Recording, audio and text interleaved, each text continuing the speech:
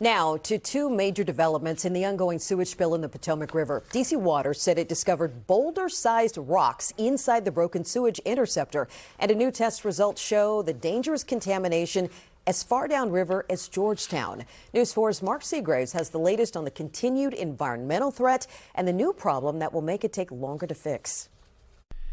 Since the collapse of the underground interceptor pipe that has spewed more than 300 million gallons of raw sewage and wastewater into the Potomac River, DC water crews have been working around the clock through frigid temperatures to redirect the flow of the sewage away from the river and into the C&O Canal while they repair the pipe.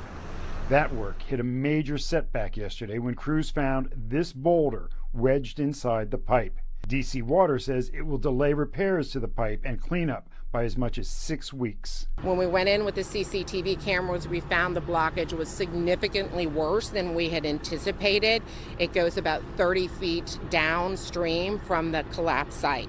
This news comes as the University of Maryland released the most comprehensive water testing results since the spill began nearly 3 weeks ago. That testing found not only extremely high levels of E. coli at the spill site, but also staph and the antibiotic-resistant form of staph known as MRSA. The testing also found unsafe levels of E. coli and staph as far downriver as Georgetown. This is a really unprecedented volume of sewage that's entering the Potomac River, and we found that although those E. coli levels were decreasing, they were still 2,000 times above that recreational standard. And we're also looking at a pathogen, Staphylococcus aureus, a bacteria that causes staph infections, and we found that both at the site of the sewage overflow, but also downstream from the overflow. So we did find MRSA, but only at the site right where the sewage overflow had happened. Officials with DC Water and the DC Department of Environment are advising the public